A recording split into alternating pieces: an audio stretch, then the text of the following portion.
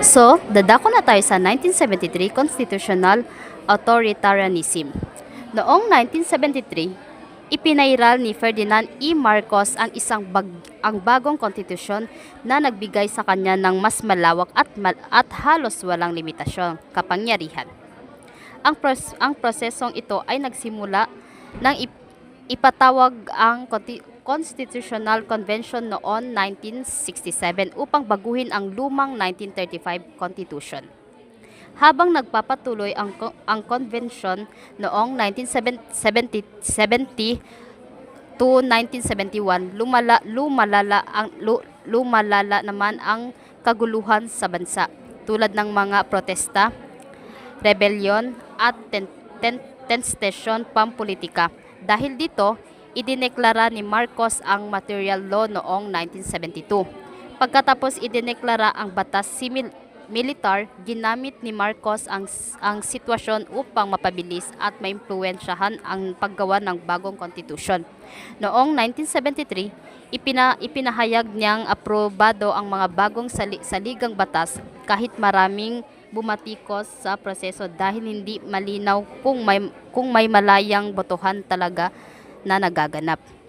Sa ilalim ng 1973 Constitution, nagkaroon si Marcos ng mas sentralisadong kapangyarihan. Halos kontrolado niya ang parehong sangay ng ehekutibo at lehislatibo. Pangalawa, pinalawig na termino dahil hindi kailangan ng regular na eleksyon habang may martial law. Pangatlo, autoritaryong pamamahala dahil pwede siyang maglabas ng mga utos at batas ng walang checks and balances. Ang orihinal na disenyo ng 1973 Constitution ay para magkaroon ang Pilipinas ng parliamentary system. May unicameral National Assembly. Ang Pangulo ay magiging ceremonial head of state lamang at pipiliin mula sa National Assembly. Ang Prime Minister ang tunay na may kapangyarihan, pinuno ng pamahalaan, tagapagtakbo ng gobyerno at commander-in-chief. Sa madaling salita, hindi dapat maging kapangyarihan ang Pangulo sa sistemang ito. Sa halip ng isang malinis at opisyal na plebisito, gumamit si Marcos ng citizen assemblies kung saan walang malinaw na proseso at karamihan ay ginagamit upang ipakita na pumayag ang publiko na bagong konstitusyon.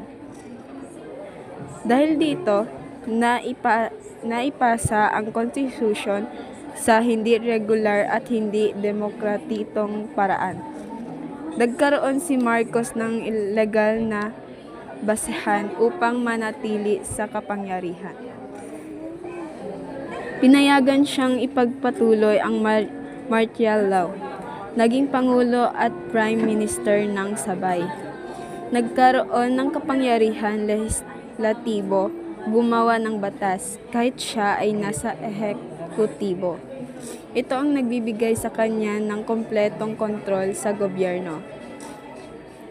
1980, tinaas ang retirement age ng judiciary para manatili ang mga hukom na pabor sa kanya. 1981, ginawang semi-presidential ang sistema na muling nagbigay ng malaking kapangyarihan sa Pangulo. Lumikha ng Executive Committee nang siyang ring kontrolado ni Marcos. 1984, inalis ang Executive Committee at binalik ang posisyon ng Vice Presidente pero hindi pa rin ito nagbalik ng tunay na demokrasya. Sa kabila ng lahat ng pagpabagong ito, ang konstitusyon ay naging instrumento lamang upang gawing authoritarian ang pamahalaan.